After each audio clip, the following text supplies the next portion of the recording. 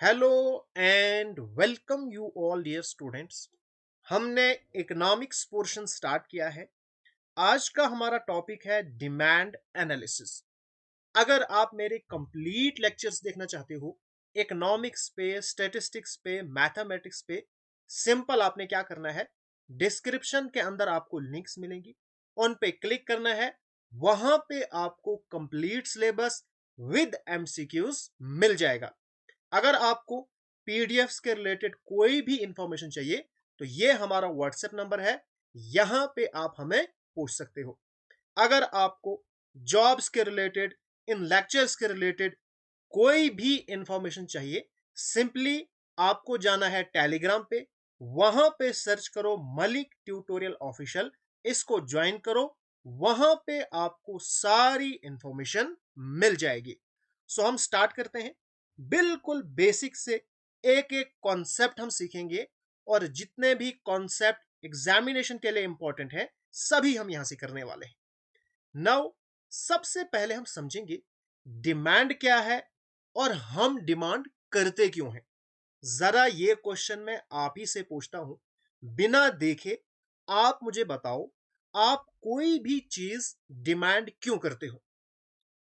क्या उसकी प्राइस कम है इस वजह से उसको डिमांड करते हो, या वो चीज आपको अच्छी लगती है इस वजह से उसको डिमांड करते हो? देखो, हम कोई भी चीज इसलिए डिमांड करते हैं because that particular thing satisfies the want of the people. यानी वो जो चीज है ना, वो हमारी वांट्स को सेटिस्फाई करती है, वो हमें अच्छी लगती है, इस वजह से हम किसी भी चीज को डिमांड करते हैं।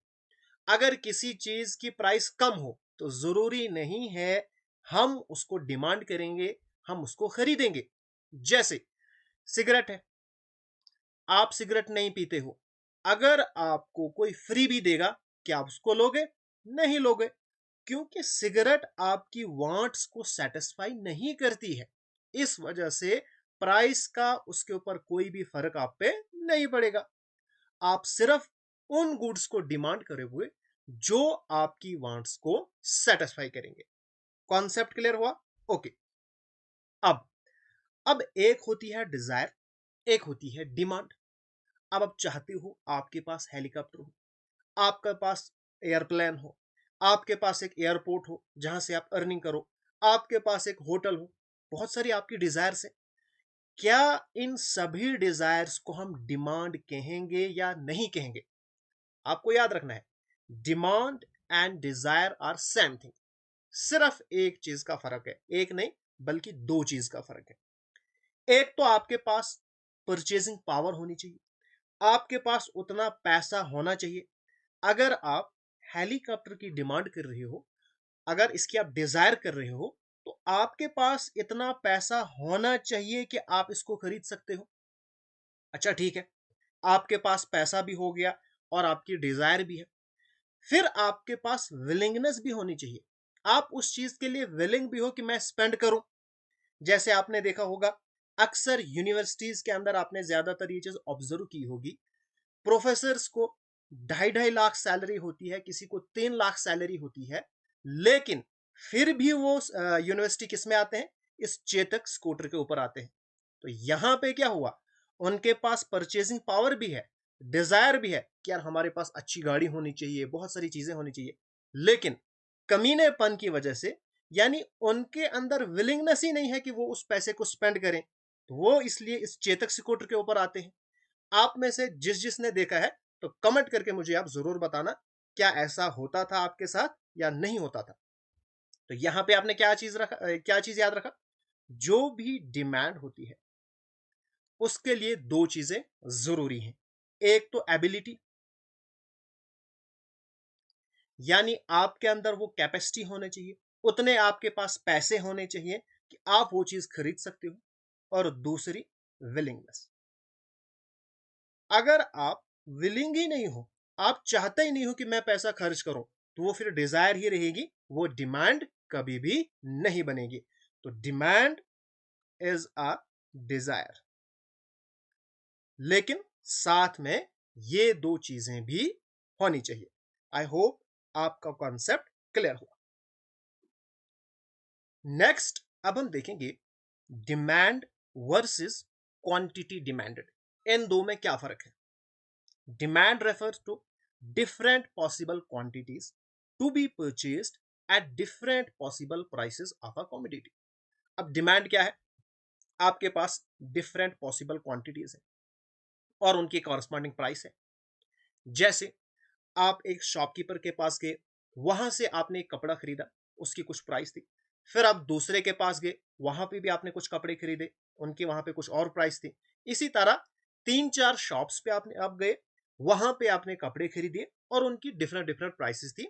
ऑब्वियसली बात है, डिफरेंट डिफरेंट प्राइसेस होंगी। अब इसको हम क्या कहते हैं? डिमांड। जैसे यहां पे मैंने एक्सप्लेन किया है, एक कॉमोडिटी एक्स है, आपने 10 यूनिट्स खरीदे 5 रुपए की प्राइस पे, आपने 8 यूनिट्स खरीदे 6 रुपए की प्राइस पे, आपने 6 यूनिट्स खरीदे जब उसकी प्राइस 7 थी, एंड सो ऑन। अब क्वांटिटी डिमांडेड क्या होता है? Refers to a specific quantity to be purchased against a specific price of a commodity. जो क्वांटिटी डिमांडेड है ना, ये बात करता है एक स्पेसिफिक क्वांटिटी की और उसके अगेंस्ट एक स्पेसिफिक प्राइस। जैसे आप एक शॉप के ऊपर गए, वहां पे आपने 8 जैकेट्स खरीदी, 6 रुपए की आपको एक जैकेट पड़ी, बस इसी की आप बात करोगे, यानी specific quantity against a specific price. तो इसी को हम कहेंगे क्वांटिटी डिमांडेड। Demand schedule. अब डिमांड शेड्यूल किसको हम कहते हैं?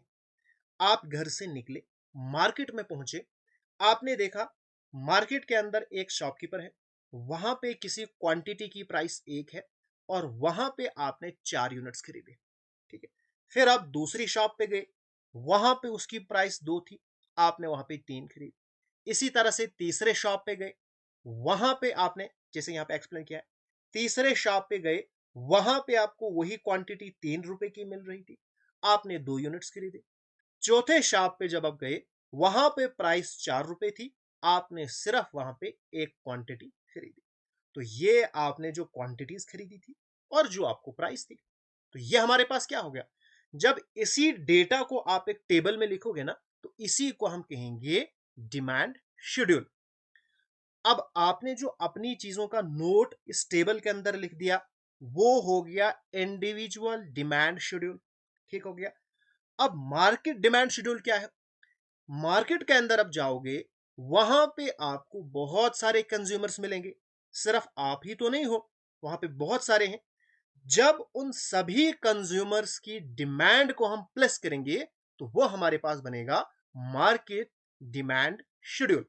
जैसे ये हो आप और ये है आपका फ्रेंड, आपने अपने हिसाब से चीजें खरीदी, उसने अपने हिसाब से चीजें खरीदी। जहां पे प्राइस एक थी, उसने जो है 5 यूनिट्स खरीदे। जहां पे प्राइस 2 थी, आपके फ्रेंड ने 4 यूनिट्स वहां पे खरीदे। जहां पे प्राइस 3 थी, आपके फ्रेंड ने वहां पे 3 यूनिट्स खरीदे। और जहां पे 4 यूनिट्स प्राइस थी, आपके फ्रेंड ने वहां पे 2 यूनिट खरीदा, ठीक है। अब मार्केट डिमांड शेड्यूल कैसे बनेगा?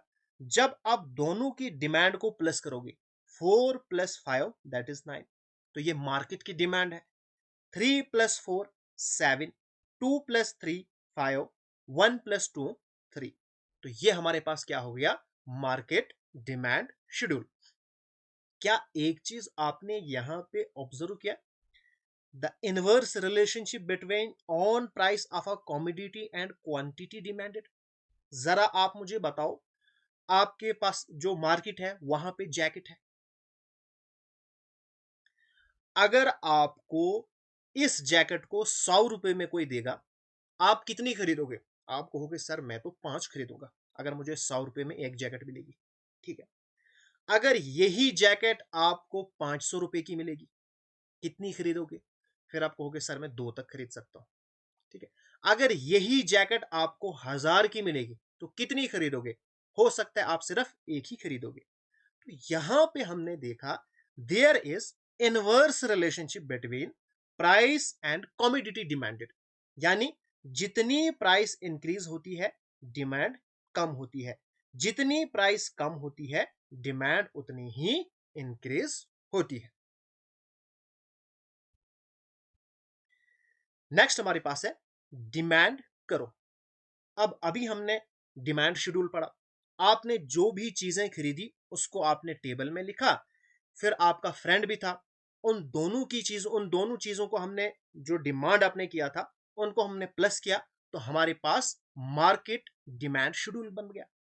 अब जो आपके पास टेबल बना उसी को अगर आप ग्राफिकल प्रेजेंटेशन करोगे, एक करो बनाओगे, तो वो हमारे पास आएगी एक इंडिविजुअल करो, और मार्केट का जो डिमांड शेड्यूल था उसके कॉरस्पॉन्डिंग आएगा मार्केट डिमांड करो। अब देखो यहां पे इस साइड से हो गया प्राइस और इस साइड से आपके पास हो गया क्वांटिटी। ओके, जब प्राइस 4 थी आपने खरीदा 1 यूनिट। अब प्राइस कम हो गई, जो ही प्राइस कम हो जाएगी तो आपकी क्वांटिटीज बढ़ेंगी। प्राइस 3 पे पहुंचेगी और आपकी डिमांड बढ़ेगी 2। प्राइस हो जाएगी 2, आप फिर से इंक्रीज करोगे 3। प्राइस पहुंचेगी 1 और आप इंक्रीज करोगे 4। ये हो गई आपकी बात। अब हम देखते हैं आपके फ्रेंड का कैसा रेस्पॉन्स रहा। जब प्राइस थी 4 तो आपके फ्रेंड ने खरीदा 2। जब प्राइस थी 3 आपके फ्रेंड ने खरीदा 3। इसी तरह से जब प्राइस 1 हो गई तो आपके फ्रेंड ने 5 यूनिट्स खरीदे। यहां पे मार्केट डिमांड करो कैसे बनाओगे, बस प्लस करके। इस पॉइंट पे आपने कितना खरीदा था 1, और इसी पॉइंट पे आपके फ्रेंड ने 2 खरीदा था। 2 + 1 दैट इज 3। इसी तरह से नेक्स्ट पॉइंट में 2 + 3 5, 3 + 4 7 एंड 4 + 9, यहां पे आपने 4 यूनिट्स खरीदे और आपके फ्रेंड ने यहां पे 5 यूनिट्स खरीदे, तो 4 + 5 दैट इज 9। तो ये हमारे पास क्या है, इंडिविजुअल डिमांड करो। ये भी एक इंडिविजुअल की डिमांड करो है। इन दोनों को प्लस किया तो हमारे पास आ गया मार्केट डिमांड करो। तो यहां पे आप कह सकते हो मार्केट डिमांड करो इज द समीशन, समीशन होता है plus, summation of individual demand करो। जब हम इंडिविजुअल डिमांड करो को प्लस करते हैं तो हमारे पास क्या आता है, मार्केट डिमांड करो। नेक्स्ट अब हमारे पास है स्लोप ऑफ डिमांड करो। जो डिमांड करो है अभी तक आपने देखा इस तरह से, यानी डाउनवर्डिंग स्लोप, डाउनवर्डिंग, और ये हमें इंडिकेट करता है नेगेटिव, यानी there is inverse relationship between price and quantity demanded. जो ही प्राइस कम होती है तो जो डिमांड है वो इंक्रीज होती है। डिमांड करो नॉर्मली स्लोप्स डाउनवर्ड। डिमांड करो का स्लोप कैसा होता है, डाउनवर्ड होता है। इससे हमें क्या पता चलता है, इंडिकेटिंग नेगेटिव रिलेशनशिप को हो या इनवर्स रिलेशनशिप को हो between price of a commodity and it's quantity demanded. अब यहां पे स्लोप ऑफ डिमांड करो हम कैसे लिखते हैं, चेंज, ये जो ट्राइंगल जैसी है ना, इसको हम कहते हैं change, change in price upon change in quantity demanded. Price में कितना चेंज हुआ और क्वांटिटी में कितना चेंज हुआ, तो ये हमारे पास हो गया स्लोप ऑफ डिमांड करो। यह हमें बताता है ratio between change in price, ठीक है, change in price corresponding to unit change in quantity demanded, ठीक है। फिर जो यहां पे माइनस का साइन है ना, ये माइनस का साइन सिर्फ इंडिकेट करता है inverse relationship price and quantity demanded. Next अब हम यहां पे पढ़ने वाले हैं determinants of a demand and demand function. लोग डिटरमिनेंट्स ऑफ डिमांड किसको कहते हैं, means factor that causes demand to increase और डिक्रीज। अब मुझे बताओ, क्या कोई प्रोडक्ट है सिर्फ वो प्राइस के ऊपर डिपेंड करता है कि वो चीज आप खरीदोगे या नहीं खरीदोगे। आपके पास जैकेट है, ठीक है, जून जुलाई का मौसम है, आप मुझे बताओ क्या आप इस वक्त ये जैकेट खरीदोगे, नहीं। क्या आपने शॉपकीपर को प्राइस पूछी, प्राइस भी नहीं पूछी, आपने खरीदा ही नहीं। क्यों नहीं खरीदा आपने, डिमांड पे फर्क पड़ा ना, प्राइस की वजह से नहीं पड़ा, बल्कि इस वक्त वेदर की वजह से पड़ा, क्योंकि गर्मियों का मौसम है।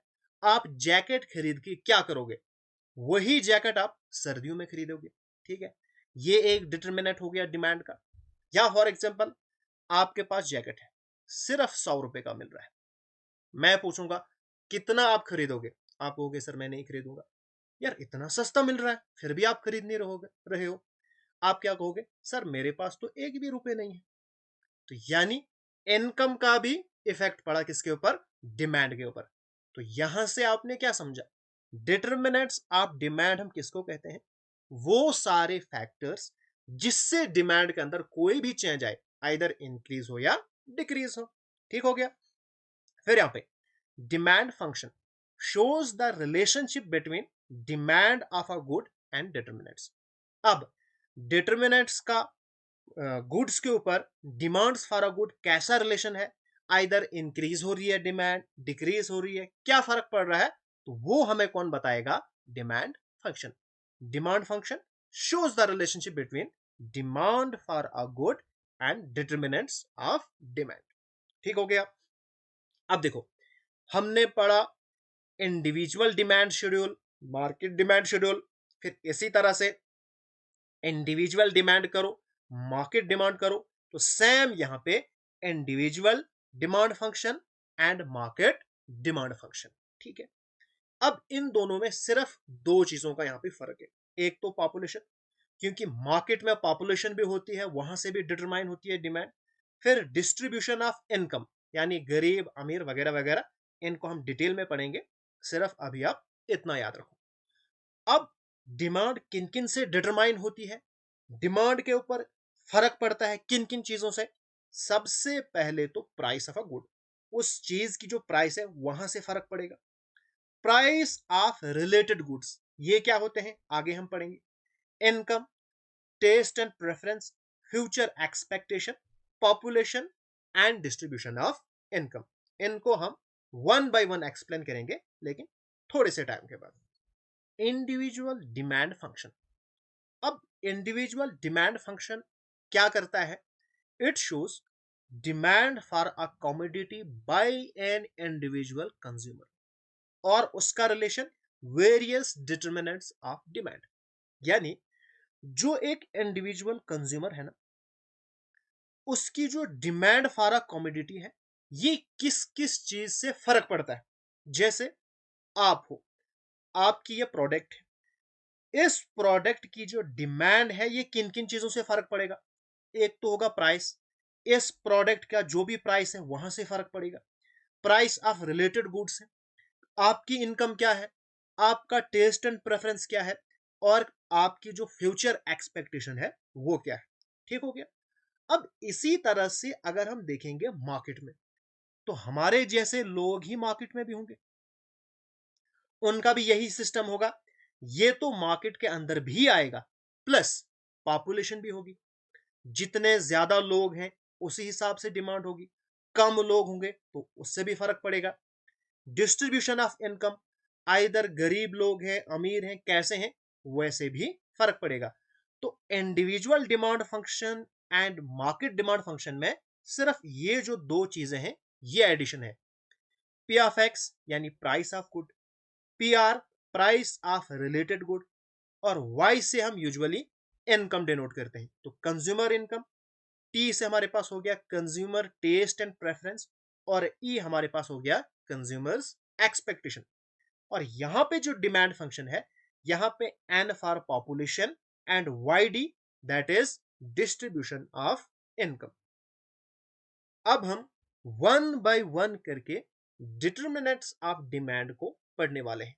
सबसे पहले on price of a commodity. यहां पे एक चीज मैं आपको बताऊं, ये जो अदर थिंग्स बीइंग इक्वल है ना, इसको हम सेट्रस पैरिबस भी कहते हैं।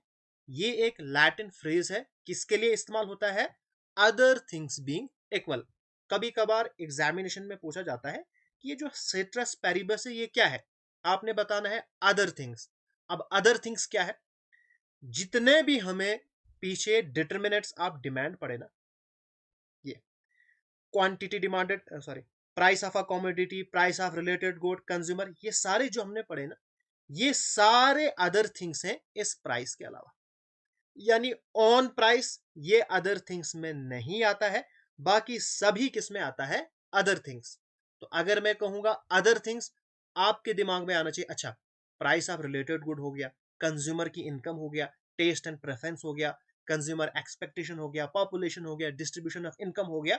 सिर्फ ऑन प्राइस ऑफ कॉमोडिटी इसके अंदर नहीं आता है।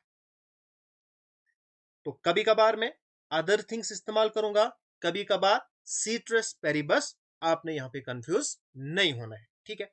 अब अदर थिंग्स बीइंग इक्वल, एक कॉमोडिटी है, उसके ऊपर अपनी प्राइस का क्या फर्क पड़ेगा। सबसे पहले हम एज्यूम करेंगे बाकी जो चीजें हैं उनको हम इक्वल रखेंगे, यानी आपकी इनकम का इसके ऊपर कोई फर्क नहीं पड़ेगा, आपके टेस्ट एंड प्रेफरेंस का कोई फर्क नहीं पड़ेगा, यानी बाकी सारी चीजें कांस्टेंट रहेंगी, ठीक है। फिर हम देखेंगे अपनी प्राइस का इसके ऊपर क्या फर्क पड़ेगा। तो फर्क ये पड़ेगा, जब भी प्राइस इंक्रीज होगी तो इस प्रोडक्ट की जो डिमांड है वो डिक्रीज होगी, जब प्राइस कम होगी तो जो डिमांड है वो हो जाएगी इंक्रीज। जैसे आपके पास कोई प्रोडक्ट है, उसकी प्राइस थी 1 रुपी, आपने 50 यूनिट खरीदे, जब प्राइस हो गई 2, आपने सिर्फ 40 यूनिट खरीदे, फिर हो गई 3 तो और कम किया, फिर हो गए 5 तो आपने सिर्फ 10 यूनिट्स खरीदा, ठीक है। तो ये हमारे पास है डाउनवर्ड स्लोपिंग डिमांड करो। तो इसी को हम कहते हैं लॉ ऑफ डिमांड। अभी हम लॉ ऑफ डिमांड आगे अच्छे से पढ़ेंगे।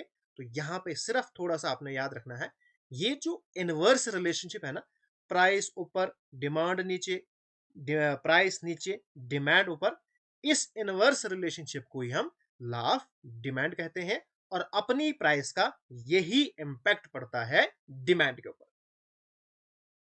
नेक्स्ट अब हो गया रिलेटेड गुड्स। रिलेटेड गुड्स हमारे पास दो किस्म के होते हैं, एक हो गया सब्स्टिट्यूट गुड्स, दूसरा हमारे पास हो गया कंप्लीमेंट्री गुड्स। अब सब्स्टिट्यूट गुड्स किनको कहते हैं, वो गुड्स जिनको हम एक दूसरे की जगह पे इस्तेमाल करते हैं। अब जो क्रिकेट मैच देखते हैं, हम वहां पे कभी कभार सब्स्टिट्यूट का इस्तेमाल करते हैं। एक प्लेयर है, ये इंजर्ड हो गया, इसकी जगह पे दूसरा आ गया, ठीक है। अब ये फील्डिंग कर रहा था, ये भी फील्डिंग करेगा, यानी दोनों ने सेम काम करने हैं। अगर ये कीपिंग कर रहा था तो जो इसकी जगह पे हम सब्स्टिट्यूट यहां पे लाएंगे वो भी क्या करेगा, कीपिंग करेगा। यानी सब्स्टिट्यूट गुड्स का काम सेम होता है, एक दूसरे की जगह पे हम उनको इस्तेमाल करते हैं। जैसे टी एंड कॉफी, दोनों का काम एक ही है, हम इनको एक दूसरे की जगह पे इस्तेमाल कर सकते हैं। पेप्सी, कोका कोला, बटर घी, बस ट्रेन, आपको दिल्ली जाना है, बस भी दिल्ली पहुंचाएगी, ट्रेन भी वहीं पहुंचाएगी। आपके पास फोन है, आपने कॉल करना है तो जियो से भी आप कॉल कर सकते हो, एयरटेल से भी कॉल कर सकते हो। आपस में क्या हो गई, ये सब्स्टिट्यूट गुड्स। अंडरस्टैंड। अब यहां पे there would always exist a direct relationship between the price of substitute goods। बहुत इंपॉर्टेंट कॉन्सेप्ट है, यहां पे हमेशा पॉजिटिव रिलेशनशिप होगा प्राइस का और डिमांड का। जैसे अब क्या हो गया, टी और कॉफी है, टी पहले आपको मिल रही थी 5 रुपए की, आप टी पी रहे थे, अब टी की प्राइस हो गई 100 रुपए। आप कहोगे यार टी को छोड़ो, मैं कॉफी को पीता हूं। यानी जब टी की प्राइस इंक्रीज हो गई तो कॉफी की डिमांड इंक्रीज हो गई, ठीक है। आपने टी पीना छोड़ दिया, अब आप कॉफी पी रहे हो। कोको कोला एंड पेप्सी, ठीक है। कोका कोला की प्राइस जब इंक्रीज हो जाएगी, पहले 35 की मिल रही थी, अब यही आपको मिल रही है 500 रुपए की। आप मुझे बताओ जरा क्या करोगे, आप बोलोगे छोड़ो इसको यार, यही काम तो पेप्सी से भी हो रहा है, क्यों ना मैं पेप्सी पीता हूं, तो ये आप पियोगे। यानी इसकी प्राइस बढ़ने की वजह से इसकी डिमांड बढ़ गई। यहां पे हमेशा हम अपनी प्राइस के बारे में नहीं देखते, एक प्राइस का इंपैक्ट दूसरे प्रोडक्ट पे देखते हैं। जैसे price of X, demand for Y, यहां पे हम कोका कोला की प्राइस और पेप्सी के साथ कंपेयर कर रहे हैं, यहां पे हम बटर की प्राइस घी की डिमांड के साथ देख रहे हैं, ठीक है। यानी बटर की प्राइस बढ़ी तो डिमांड यहां पे बढ़ी, इसकी जब प्राइस कम हो जाएगी तो इसकी डिमांड कम होगी, क्योंकि फिर बटर लोग खरीदेंगे, फिर घी नहीं खरीदेंगे। समझ गए आप? तो यहां पे पॉजिटिव रिलेशनशिप है between price of one good and demand of other good. Next, अब है कंप्लीमेंट्री गुड्स। कंप्लीमेंट्री यानी एक दूसरे के बिना वो कंप्लीट है ही नहीं। जैसे कार एंड पेट्रोल। आप मुझे बताओ, आपने 1 करोड़ रुपए की गाड़ी खरीदी, लेकिन करोगे क्या? जब तक ना उसके अंदर पेट्रोल डालोगे वो तो नहीं चलेगी। यानी बोथ गुड्स आर कंप्लीमेंट्री। ये एक दूसरे के बिना यूजलेस है, इनका काम ही नहीं है, दोनों होने चाहिए।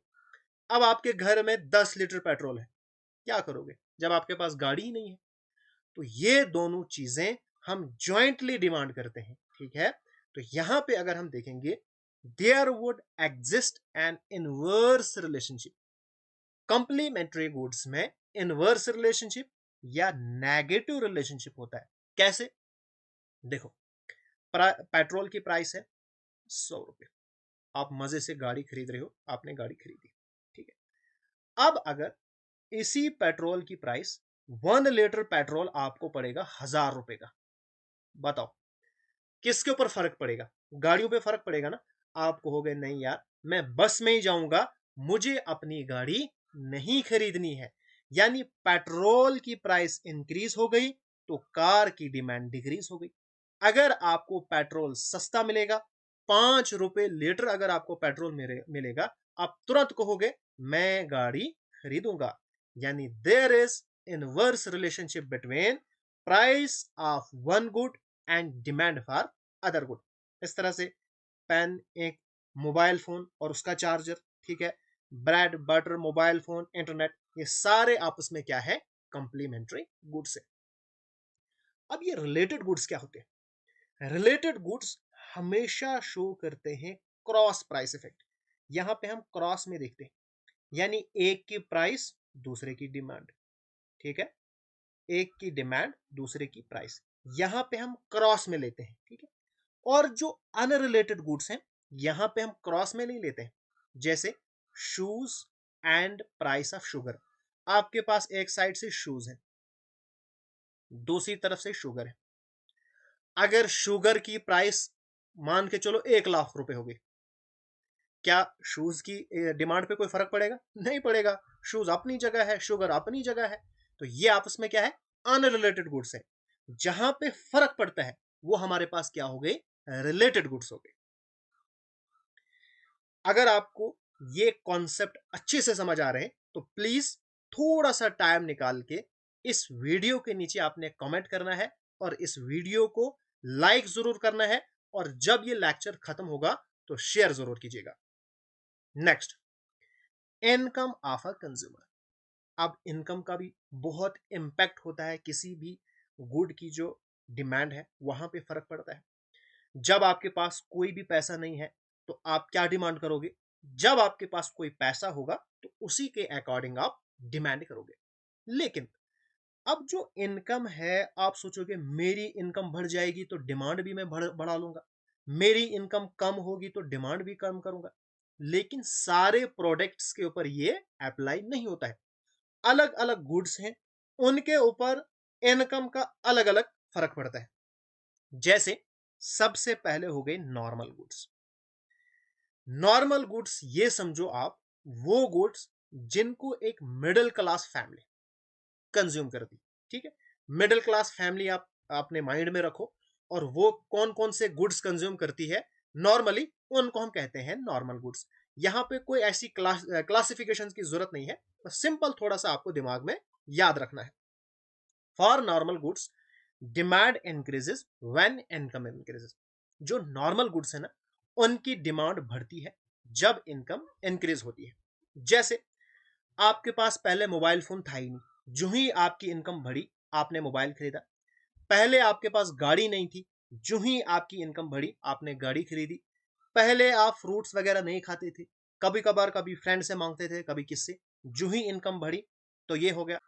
पहले आप कहीं रेडी से कपड़े खरीदते थे, जो ही आपकी इनकम बढ़ी आपने अच्छे अच्छे कपड़े खरीदना शुरू किया, ब्रांडेड शुरू किया। यानी in case of normal goods there is positive income effect. Income का पॉजिटिव इफेक्ट पड़ रहा है। इनकम बढ़ी, आपकी डिमांड बढ़ी। इनकम कम तो आपकी डिमांड कम। इसी तरह से हमारे पास इन्फीरियर गुड्स। इन्फीरियर गुड्स मान के चलो वो गुड्स जो गरीब लोग इस्तेमाल करते हैं।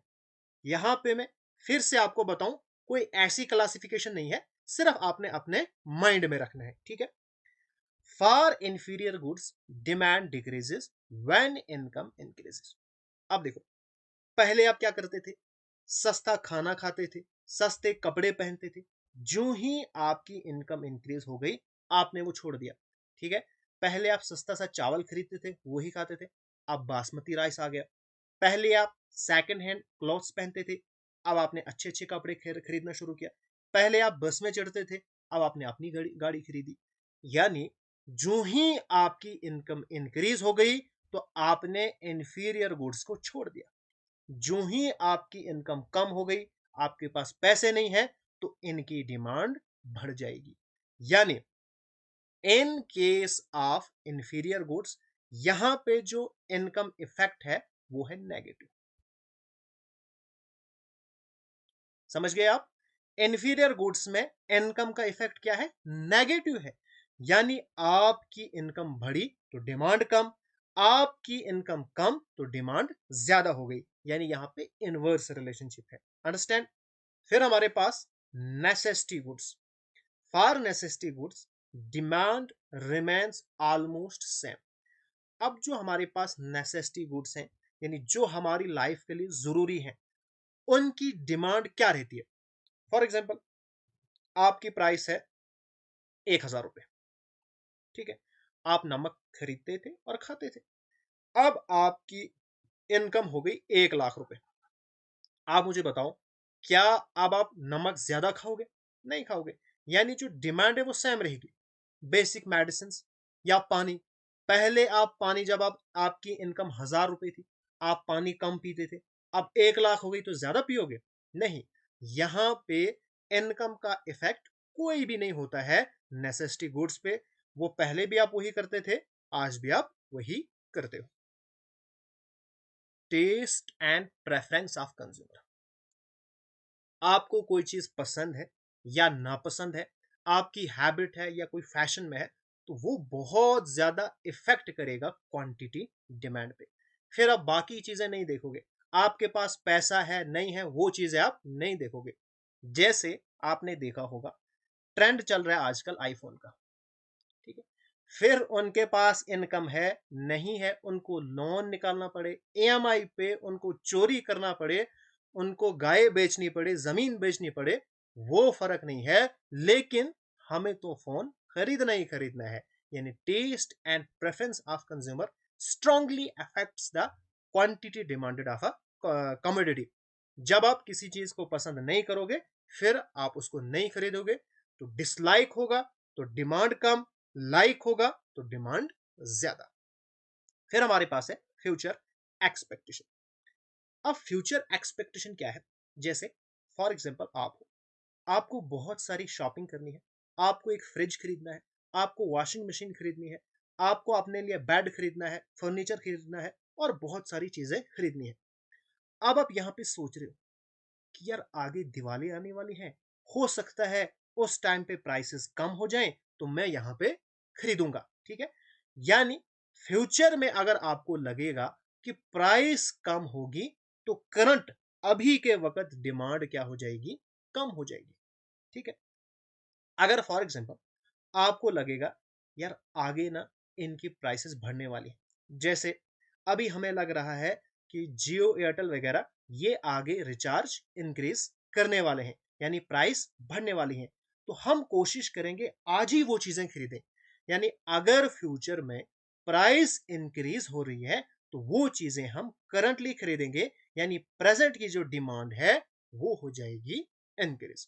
तो ये हमारे पास हो गया फ्यूचर एक्सपेक्टेशन। अब हमारे पास है मार्केट में दो चीजें और इन्फ्लुएंस करती हैं। एक है पॉपुलेशन, दूसरा हमारे पास है डिस्ट्रीब्यूशन ऑफ इनकम। अब देखो, मोर पॉपुलेशन मोर बायर्स। एक मार्केट में बहुत सारे लोग हैं, तो जितने ज्यादा लोग उतने ज्यादा बायर्स, जितने ज्यादा बायर्स तो हायर टोटल डिमांड। तो ओवरऑल जो आपके पास डिमांड है वो ज्यादा रहेगी, यानी जितने ज्यादा लोग होंगे उतने जो पोटेंशियल बायर्स हैं वो बहुत ज्यादा है। जैसे इंडिया के अंदर पोटेंशियल बायर्स की कोई कमी नहीं है। कम लोग तो कम बायर्स, और ओवरऑल जो डिमांड होगी वो भी कम होगी। यहाँ पे डिमांड के ऊपर जो पॉपुलेशन है ना, डिस्ट्रीब्यूशन, वहां से भी फर्क पड़ता है। जैसे यंग एंड ओल्ड, अगर यंग जनरेशन ज्यादा होगी तो उन चीजों की ज्यादा डिमांड होगी। ओल्ड पीपल ज्यादा होंगे, उनको जो चीजें लगेगी उनकी डिमांड ज्यादा होगी। फिर जेंडर कंपोजिशन, मेल ज्यादा होंगे तो मेल प्रोडक्ट्स ज्यादा बिकेंगे, फीमेल ज्यादा होंगी तो उनके प्रोडक्ट्स ज्यादा बिकेंगे। एम्प्लॉयमेंट लेवल है, अब जिस तरह की एम्प्लॉयमेंट होगी उस हिसाब से भी इफेक्ट पड़ेगा। फिर हमारे पास है distribution of income. How income is distributed in an economy. क्या आपके पास ये जो लोग हैं, इन सभी लोगों में थोड़े थोड़े पैसे हैं, यानी इसके पास भी 1000 2000 है, इसके पास भी कुछ ना कुछ है, इसके पास भी, इसके पास भी, इसके पास भी, इसके पास भी, इसके पास भी। अगर डिस्ट्रीब्यूशन फेयर वे में होगी तो ओवरऑल जो डिमांड है वो इंक्रीज होगी, क्योंकि फिर ये भी खरीदेगा, ये भी, ये भी, ये भी, ये भी, कुछ ना कुछ हर एक लोग खरीदेंगे, तो जो डिमांड है वो बढ़ जाएगी। लेकिन अगर अनइक्वल डिस्ट्रीब्यूशन है, ये जो दो लोग हैं इनके पास 1 करोड़ रुपए है, बाकी के पास एक भी रुपया नहीं है, तो फिर क्या हो जाएगी, डिमांड डिक्रीज होंगे। ये दो लोग कितना भी खरीदेंगे, बाकी लोगों के पास जब पैसे ही नहीं है तो वो फिर क्या खरीदेंगे। जब अनइक्वल डिस्ट्रीब्यूशन ऑफ वेल्थ होगा तो उस केस में डिमांड कम होगी। तो ये थे आपके पास डिटर्मिनेंट्स ऑफ डिमांड। नाउ आज का लेक्चर हम यहीं पे खत्म करेंगे। इसी टॉपिक को हम नेक्स्ट लेक्चर में कंटिन्यू करेंगे। अब आपने एक काम करना है, अगर आपको ये वीडियो पसंद आई तो इस वीडियो को अब आपने शेयर भी करना है। अभी तक अगर आपने कमेंट एंड लाइक नहीं किया है वो भी करना है, और चैनल को सब्सक्राइब जरूर करना है।